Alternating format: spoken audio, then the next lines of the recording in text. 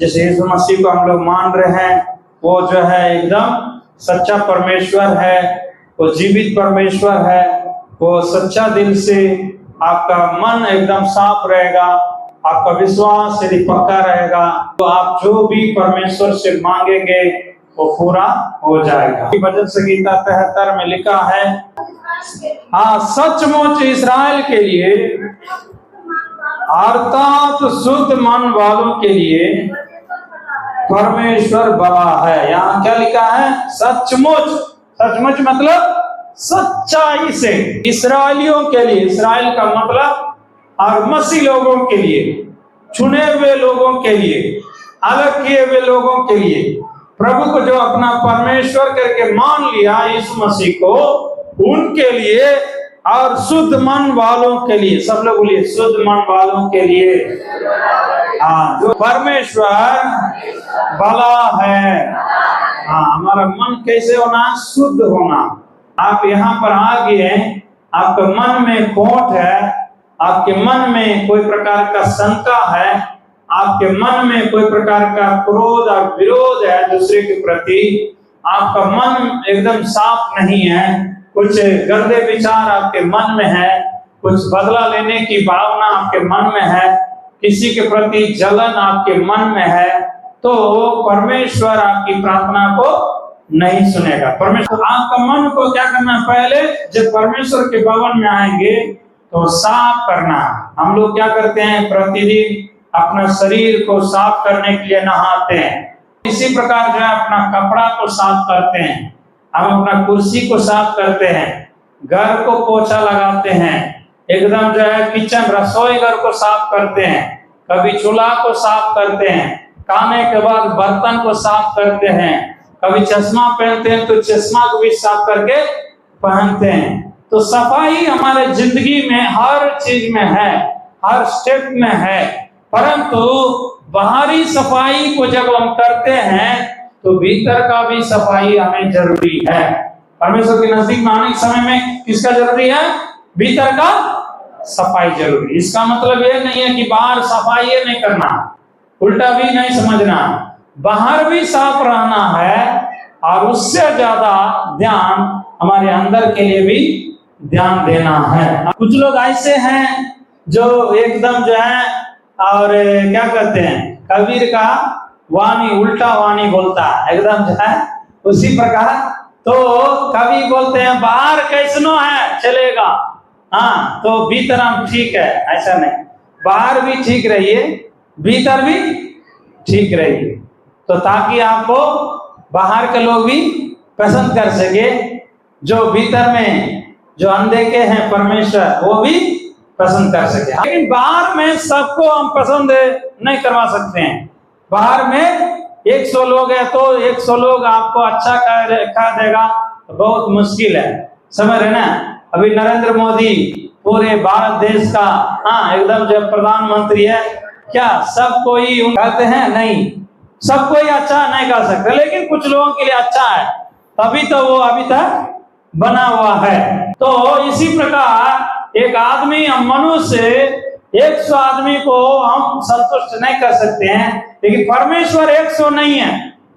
परमेश्वर 100 नहीं है, परमेश्वर नहीं 100 है, ना परमेश्वर अभी 1 करोड़ है, ना परमेश्वर जो है 33 करोड़ है, ना परमेश्वर जो है और 36 करोड़ है, 56 करोड़ है, नहीं है। परमेश्वर एक ही है। परमेश्वर, हाँ, बाइबल धर्मशास्त्र क्या बताती है? परमेश्वर एक ही है। वो एक ही परमेश्वर को आप जो है संतुष्ट करवाना जरूरी है। तो हमारा परमेश्वर कैसा मालूम है? तो आप 100% उनको पसंद करवाएंगे तब ये खुश होगा, ऐसा नहीं है। आप एकदम जो है 10% भी उसको पसंद करवा देंगे, उसके अलायक 10% भी आप अच्छा काम करेंगे, तब पर भी वो आपके ऊपर बहुत खुश रहेगा। परमेश्वर जो है हमारी 90% गलत है, उसको वो नहीं देखता है, लेकिन हमारा 10% जो सही है उसको देखता है। हाँ, तो इसलिए जो है हमारा 10% भी यदि हम सही रहेंगे, परमेश्वर अभी आशा रखता है ये 10 से मैं 11% इसको बनाऊंगा, तो इसको जो है 12% बनाऊंगा, और मेरे संगति करने दो इसी अवस्था में, और मेरे साथ रहने दो इसी अवस्था में, मेरे पास रहने दो इसी अवस्था में। वो मेरे पास रहेगा, वो 10% से उसको कितना बनाऊंगा, मैं 90% बनाने का क्षमता रखता हूं। हम लोग जो है तो हमारे अंदर में खराबी है करके अब प्रभु से दूर रहेंगे, कभी आप अच्छा नहीं हो सकते। आपके पास कुछ बुराई भी है तो प्रभु की संगति करते रहेंगे, करते रहेंगे, करते रहेंगे, परमेश्वर आपके अंदर का बुराई को धीरे धीरे दूर कर देगा, आपको एकदम अच्छा बना देगा। आपको हम लोग जो है उसके साथ सच्चा दिल से प्रेम करना चाहिए, चाहना चाहिए कि हम अच्छा होने के लिए, जिसमें आप असमर्थ है कोई बात नहीं, लेकिन प्रभु से सामर्थ मांगिए, शक्ति मांगिए, प्रभु आपको शक्ति देगा, आपको अच्छा होने के लिए, पवित्र होने के लिए, अच्छी आदतों को सीखने के लिए, बुरी आदतों को त्यागने के लिए परमेश्वर आपको सामर्थ देगा। लेकिन प्रतिदिन आप जो है बाइबल पढ़ते रहिए, प्रतिदिन प्रार्थना के लिए समय देते रहिए, प्रति रविवार को संगति में आते रहिए। प्रभु के संगति में आप आते रहेंगे, वचन आप पढ़ते रहेंगे, प्रार्थना आप करते रहेंगे, प्रभु के लोगों से संगति रखते रहेंगे, फिर धीरे धीरे धीरे आपके अंदर में वो शाइनिंग, वो पॉलिश, एकदम जो है वो शुद्धता और पवित्रता प्रभु की ओर से मिलेगा। इसलिए खुद आप अपने आप को साफ नहीं कर सकते हैं, लेकिन परमेश्वर का वचन हमें साफ करता है, परमेश्वर की संगति हमें साफ करता है, परमेश्वर की प्रार्थना हमें साफ करता है। इसलिए यहाँ पर बोल रहा शुद्ध मन वालों के लिए, और जब परमेश्वर भला है, परमेश्वर आपको भलाई करना चाहता है, आपको अद्भुत काम करना चाहता है, आपके जीवन में चमत्कार करना चाहता है। तो दाऊद के जीवन में देखा था, एक शुद्ध मन को देखा था। दाऊद के जीवन में क्या था, शुद्ध मन को देखा था। क्या शुद्ध मन है, वो जंगल में रहते थे, अपना भेड़ बकरियों को चराते थे, कोई भी उसको देखने पीछे नहीं जाता था, कोई भी उसका खबर नहीं जानता था, लेकिन फिर भी उन्होंने गलती नहीं करता था, कभी भी अपने लिए, और जो है उसे मांस को, मतलब उस बकरी को मार के नहीं खाया था, चोरी से वो कभी भी बेचा नहीं था, अपना बाप जितना भी भेड़ बकरियां उसको दिया था उसको जो है सही ढंग से संभाल रहा था, उसमें से एक को भी उन्होंने चोरी नहीं किया। इतिहास ऐसे बता रहा है, उन्होंने अपना पिता का दिया हुआ संपत्ति में से एक को भी चोरी नहीं किया।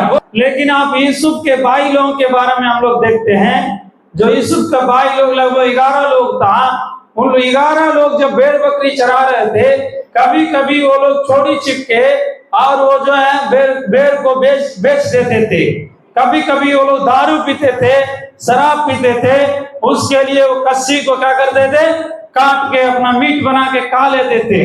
फिर बाप को कहते थे कि कोई जानवर जो है पकड़ के ले गया और खा गया, सिर्फ जो है उसका चमड़ा को ला के देते थे, देखिए काट दिया, जानवर ले लिया, काट खा लिया है, ऐसे ही बता देते थे, जबकि उसका ही बेटा है।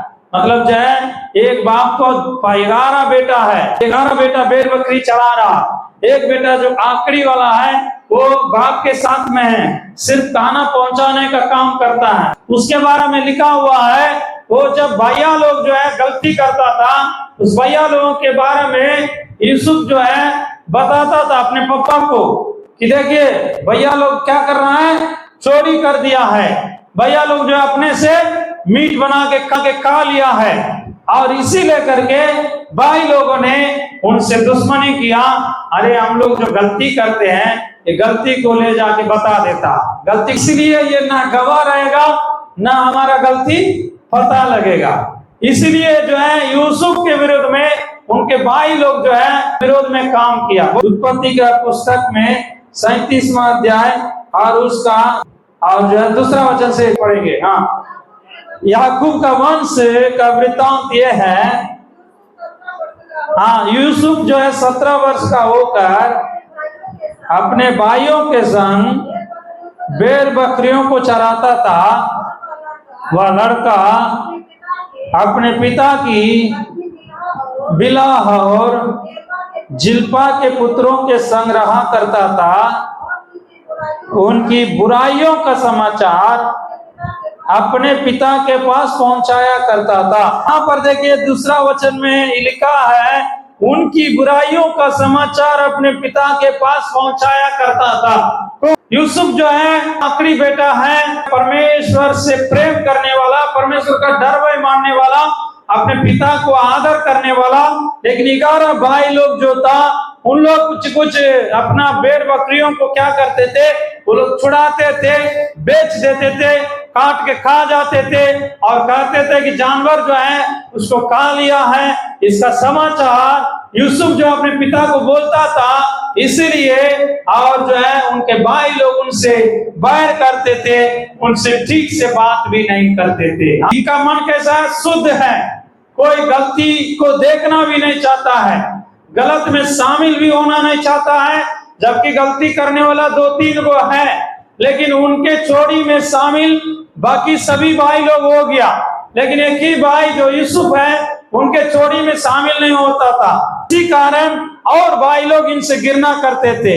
वैसे ही दाऊद के जीवन में भी देखते हैं, वो अकेला भेड़ बकरी चराने के समय में कभी उन्होंने चोरी भी नहीं किया, कभी उन्होंने जो है अपने लिए कोई मांस करके बना के काट के खाया भी नहीं है, अपने पिता के लिए ईमानदार रहा। यहाँ तक कि जानवर जो पकड़ के ले जाता था, उनसे भी वो संघर्ष करके लड़ करके अपने जान को जोखिम में डाल करके उसे बचाया करते थे। मतलब अपने पिता का दिया हुआ जिम्मेवारी को ईमानदारी से संभालते थे। एक एक भेड़ के ऊपर में उसका ध्यान था, एक एक बकरी के ऊपर में उसका ध्यान था, उसके लिए वो संघर्ष करते थे। इसलिए जो है परमेश्वर ने उसका मन को देखा, इसका मन शुद्ध है, तो परमेश्वर उसको क्या किया है? उसके लिए भलाई किया। हालेलुया, जो कहेंगे हालेलुया। शुद्ध मन वालों के लिए हमारा परमेश्वर भला है, इसलिए आपके जीवन में परमेश्वर भलाई करना चाहता है। और अपने मन को शुद्ध करिए। किसी के भी प्रति कोई क्रोध है, विरोध है, कोई ईर्ष्या है, किसी के प्रति मन चले कुछ गलती मन में है, हम तो बाहर देखते हैं, परमेश्वर भीतर देखने वाला है। हाल फिलहाल में अंकुर नूरवा का एक मैसेज था, उसमें ऐसे कह रहे थे, देखिए आप किसी भाई के विरुद्ध में आप जो है शिकायत करते हैं, तो चुगली करते हैं, तो दोष लगाते हैं, वो एकदम गलत आदत है। हो सकता है उसने गलती किया होगा और उन्होंने पिछले महीना गलती किया होगा और उसके बाद उन्होंने कुछ माफी मांगा होगा, मन फिराया होगा, पछताया होगा, माफी मांग कर प्रभु से क्षमा मांग लिया होगा, लेकिन अभी वो परमेश्वर के साथ मेल हो गया है। लेकिन आप उसकी बुराई को अभी भी दूसरों को बताते हैं, तो आप जो है तो दोषी का मतलब दोष लगाने वाला हो जाते हैं। शैतान का आदत क्या है? दोष लगाने वाला है ना। प्रकाशित वाक्य में लिखा है, वो हमारे भाइयों को ऊपर में दोष लगाया करते थे। तो इसलिए जो है शैतान का आदत है दोष लगाना।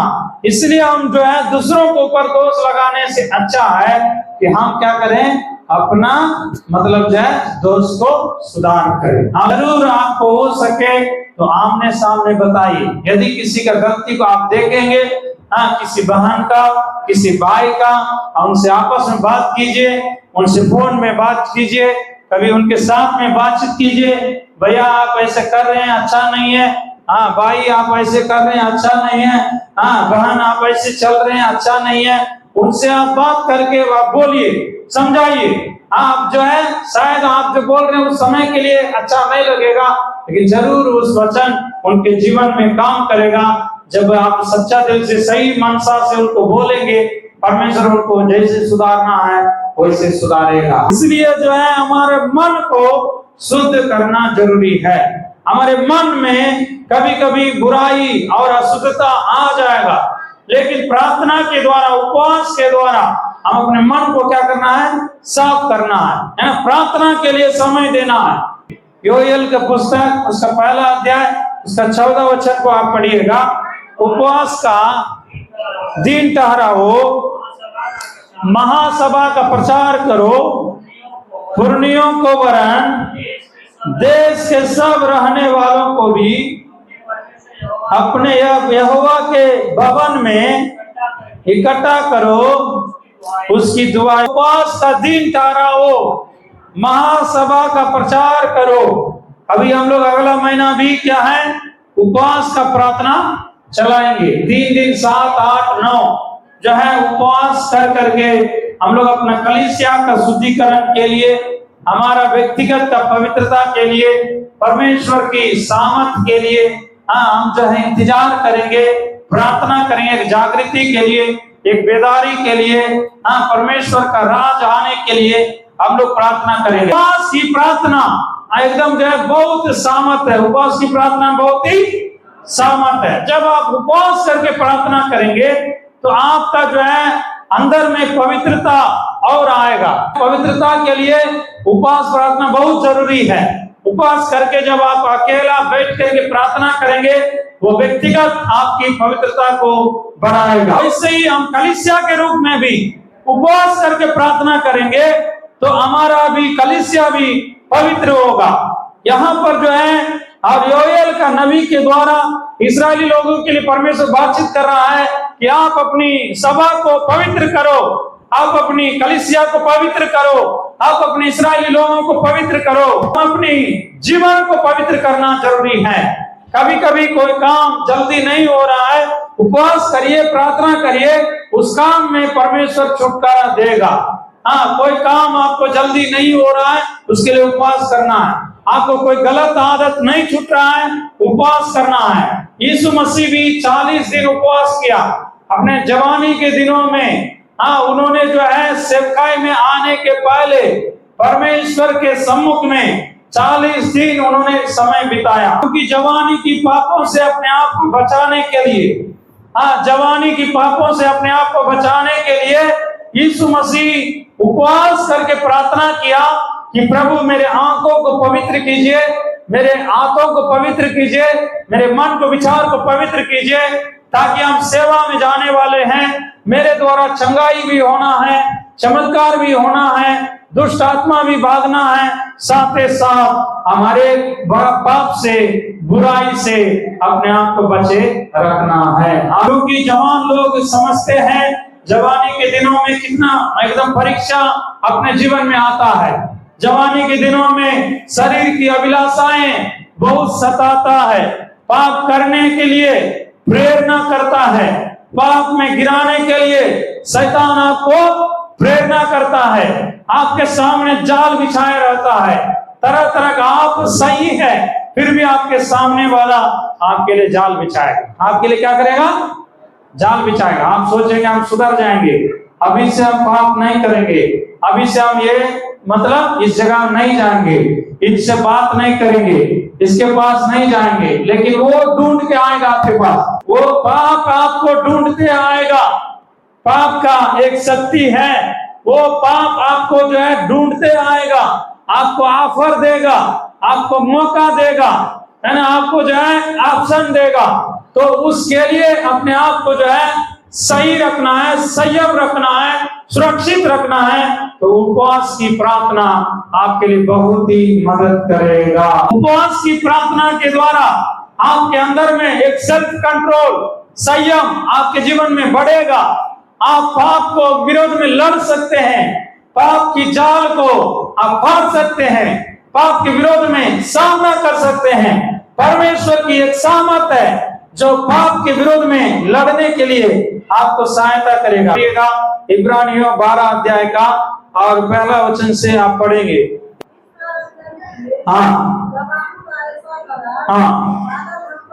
गवाहियों का ऐसा बड़ा बादल हमको घेरे हुए हैं, आओ हर एक रोकने वाली वस्तु को, भूल जाने वाली पाप को दूर करके वह दौड़ जिसमें हमें दौड़ना है, धीरज से दौड़े। सब लोग पीछे पीछे बोलिएगा मेरे पीछे, आओ अरे रोकने वाली वस्तु को, उलझाने वाली पाप को दूर करके वह दौड़ जिसमें हमें दौड़ना चाहिए, धीरज से दौड़े। हाँ, एकदम जो रोकने वाली वस्तु, उलझाने वाली पाप, परमेश्वर का आशीष को रोकने वाली वस्तु, परमेश्वर का आशीष को रोकने वाली वस्तु, वो पाप की वस्तु, खैनी, बीड़ी, सिगरेट, गांजा, पान पराग, एकदम तरह तरह का जो ऐसी वस्तु है जिसको आप इस्तेमाल करने से ये मंदिर रूपी शरीर को आप अशुद्ध करते हैं। मंदिर रूपी शरीर को क्या करते हैं? अशुद्ध करते हैं। परमेश्वर ने कहा, क्या तुम नहीं जानते तुम्हारा शरीर परमेश्वर का मंदिर हो?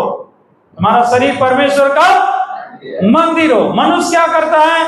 मंदिर को एकदम जो है बढ़िया से धो-धा के पेंट करके एकदम जो है सफाई से रखते हैं, लाइट जला के, उजला बल्ब जला के एकदम ज्योतिर्मय रखते हैं। लेकिन मंदिर को जब आप साफ रखते हैं, लेकिन असली मंदिर जो शरीर है, इसको आप क्या करते हैं? कुछ ना कुछ गंदी वस्तुओं के द्वारा आप जो अशुद्ध कर देते हैं। तो परमेश्वर का आशीष को रोकेगा, परमेश्वर की संगति को रोकेगा, एक अच्छी गवाही को रोकेगा और आपकी पवित्रता को रोकेगा। इसलिए ऐसी वस्तुओं को छोड़ देना है, ऐसी वस्तुओं को छूना नहीं है। आप पवित्र हाथों को उठाकर आप प्रार्थना करिए करके प्रभु के वचन में लिखा, पवित्र हाथों को उठाकर हम लोग प्रार्थना करना। इसलिए हाथों के द्वारा हम कोई भी अशुद्ध वस्तुओं को इस्तेमाल नहीं करना। फिर रोकने वाली, उलझाने वाली पाप, कुछ ऐसा पाप है जो उलझा जाते हैं एकदम जाल जैसे। मान चलिए मकरा जब जाल बना के रखता है, कोई कीड़ा उस देख के जब जाता है, जब मक्खी उस देख के उड़ता है, तो तुरंत उसे पड़ता है, तो वो बचने के लिए एकदम जोर से छटपटाता है, बचने के लिए पंख चलाता है, बचने के लिए वो हिलता है और जोर लगाता है, ताकत लगाता है, लेकिन और उलझा जाता है। क्या हो जाता है? और उलझा जाता। इसलिए जो है शैतान आपको पापों में उलझा करके रखने के लिए, आपका एक सफलता को रोकने के लिए शैतान का बहुत बड़ा चतुराई है। इसलिए जो है इस चतुराई से आपको बचना है तो उपवास करिए, प्रार्थना करिए, प्रभु हमको सामर्थ दे, इस गंदी आदतों से हमको छुटकारा दे, गलत विचारों से हमको छुटकारा दे, गलत संगति से हमको छुटकारा दे, गलत नशा से हमको छुटकारा दे। उसके लिए उपवास करिए, प्रार्थना करिए, प्रभु की सामर्थ आपको मिलेगा, तो परमेश्वर आपको उस पाप से एकदम जो है बचाएगा। उसमें एक सुंदर वचन है, वो 12वां अध्याय में, इब्रानियों 12 अध्याय का 3 वचन से आप पढ़ेंगे। इसलिए उस पर ध्यान करो, यीशु मसीह पर ध्यान करो। वो भी जवानी में जीवन बिताया था, उनके इर्द गिर्द भी बहुत सारा ऑफर और ऑप्शन आता था, लेकिन यीशु मसीह उसके लिए मौका नहीं दिया। ना व्यभिचार में गिरा, ना नशा में गिरा, ना घमंड में गिरा, ना और कोई पाप में गिरा। वो यीशु मसीह को आप ध्यान से देखो, उस पर ध्यान करो, जिसने अपने विरोध में पापियों का इतना विरोध सह लिया कि तुम निराश होकर सांस ना छोड़। यीशु मसीह को देखिए ध्यान से कि उनको भी कई सारा विरोधी लोग था, कई लोग उनको निंदा करते थे, कई लोग बदनाम करते थे, कई लोग उसको दूसते थे, कई लोग उसको मतलब उस्काते थे गलत करने के लिए, घमंड करने के लिए। एक बार उनका चेला मुकुट ला करके उसको पहना रहा था और यीशु मसीह को कह रहा था, आप ही एकदम जो है मसीहा है, एकदम यीशु मसीह को एकदम तारीफ कर रहा था, आप महान हैं, आप श्रेष्ठ है। यीशु मसीह तुरंत क्या बोला? तो उससे कर दिया, ए शैतान दूर हो जा। कभी भी घमंड के लिए उन्होंने जगह नहीं दिया, कभी भी अपना तारीफ के लिए उसने जगह नहीं दिया। कई जगह उन्होंने चमत्कार किया, लेकिन ये नहीं बोला कि तुम मेरे बारे में दूसरों को बताना है, लेकिन जो है उन्होंने ये बोला कि तुम जो है किसी को नहीं बोलिए। तब पर भी यीशु मसीह की महिमा नहीं छिप रहा था, यीशु मसीह का यश फैल गया करके लिखा हुआ। यीशु मसीह खुद प्रचार नहीं करवाए थे, लेकिन यीशु मसीह के बारे में प्रचार खुद फैलने लगा। इसलिए यीशु मसीह की कभी यह मनसा नहीं रहा कि मेरे बारे में लोग जो है तारीफ करना है, हाँ, लेकिन यीशु मसीह भलाई करते रहा। यीशु मसीह शैतान के सताए हुए लोगों को छुटकारा देते रहा। 38 में देखते हैं, प्रेरितों के काम में परमेश्वर पिता ने नासरी यीशु को ऐसा अभिषेक किया, उसने शैतान के सताए हुए लोगों को छुटकारा देते गया। इसलिए यहाँ पर उसके बाद देखिएगा अगला वचन में, तो 4 वचन पढ़िएगा। तुमने पाप से लड़ने के लिए, लड़ते हुए उससे ऐसी भेंट मूठ नहीं की कि तुम्हारा लहू बहाओ। देखिए ये वचन मेरे जवानी के दिनों में मुझे पाप करने से बहुत रोका।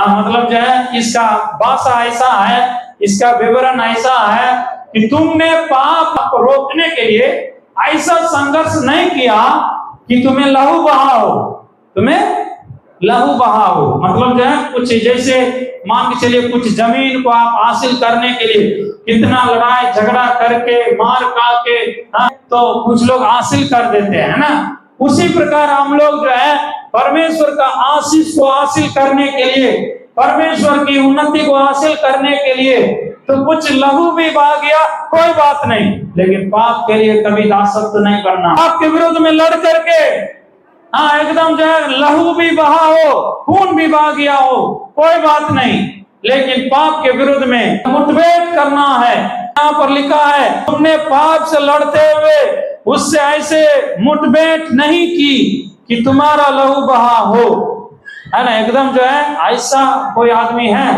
जो कि पाप से लड़ करके एकदम जो है पाप से जीतने के लिए अपना खून भी बहा दिया हो। और हमको पाप से छुटकारा देने के लिए यीशु मसीह खून बहा दिया। अभी हमको पाप से लड़ने के लिए थोड़ा सा खून भी बहा गया, कोई बात नहीं, परंतु हम लोग क्या करना है, एकदम संघर्ष करना है, पाप को जीतना है, शैतान को हराना है, उस पाप की जाल से हमको निकलना है। यूसुफ को पाप में गिरा रहा था, एक औरत, एक लेडीज उनको मजबूर करवा रहा था, तुम मेरे साथ पाप करो। उसको कपड़ा पकड़ लिया, उसका शर्ट पकड़ लिया, वो क्या कर दिया, अपना कपड़ा को भी खोल करके छोड़ के भाग गए। समझ रहे ना। देखिए वहां पर उन्होंने संघर्ष किया, उस पाप से लड़ने के लिए हम पाप में शामिल नहीं होंगे बोल करके उस अपना कपड़ा को भी छोड़ करके भाग गया उस जगह से। मुठभेड़ किया कि हमको किसी तरह पाप की सहभागी नहीं होना है। पवित्र जीवन जीना साधारण नहीं है। प्रभु के लिए मरना आसान है, लेकिन प्रभु के लिए पवित्र जीवन जीना साधारण नहीं है। इस संसार में, पाप की दुनिया में आपको बहुत सारा ऑप्शन आएगा, बहुत सारा जो है मौका आएगा, लेकिन आप उसमें झुकना नहीं है और जो है आप उसको सामना करना। प्रकाशमान हो, प्रकाशमान हो, प्रकाशमान हो, प्रकाशमान हो। प्रकाश तेरा आ गए, प्रभु का तेज छा गए, प्रकाश तेरा आ गए, प्रभु का तेज छा गया। प्रकाशमान हो, प्रकाशमान हो, प्रकाशमान हो। प्रकाश तेरा आ गए, प्रभु का तेज छा गया। प्रकाशमान हो, प्रकाशमान हो। चारों तरफ घोर अंधकार, परंतु तू हिम्मत ना। चारों तरफ घोर अंधकार, परंतु तू हिम्मत ना। चारों तरफ घोर अंधकार, परंतु तू हिम्मत ना।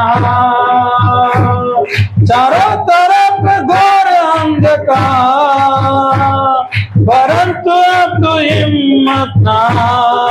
उत्तम जंग उठा, अंधेरे को मिटा, तुम मसीह में नौजवान हो। वचन उठा, अंधेरे को मिटा, तुम मसीह में नौजवान हो, तेरा प्रकाशमान हो, तेरा प्रकाशमान हो, तेरा प्रकाशमान हो, तेरा प्रकाशमान हो। प्रकाश तेरा आ गया, प्रभु का तेज छा गया, प्रकाश तेरा आ गया, प्रभु का तेज छा गया, तेरा प्रकाशमान हो, तेरा प्रकाशमान हो। हालेलुया। बोलो। मतलब जो है हम लोग अपना जीवन में पवित्रता को बचाने के लिए उसके लिए उपवास करना पड़े, खाना को त्यागना पड़े, कुछ जगह को त्यागना पड़े, कुछ पैसा को छोड़ना पड़े, कुछ पार्टनर को छोड़ना पड़े, कुछ परिवार को छोड़ना पड़े, कुछ जगह को छोड़ना पड़े। साधु सुंदर सिंह को मौका मिला कि तुम जो है यीशु मसीह को छोड़ना है, यीशु मसीह को छोड़ो, तब ये तुमको परिवार मिलेगा, तब ये तुमको धन मिलेगा, तब ये तुमको घर आने देंगे, तब ये मेरा संपत्ति में तुम्हें हिस्सा देंगे। ऐसा उसका बाप जो है उसी समय में उसको और उसका रिश्तेदार लोग गया, मौका दिया उसको।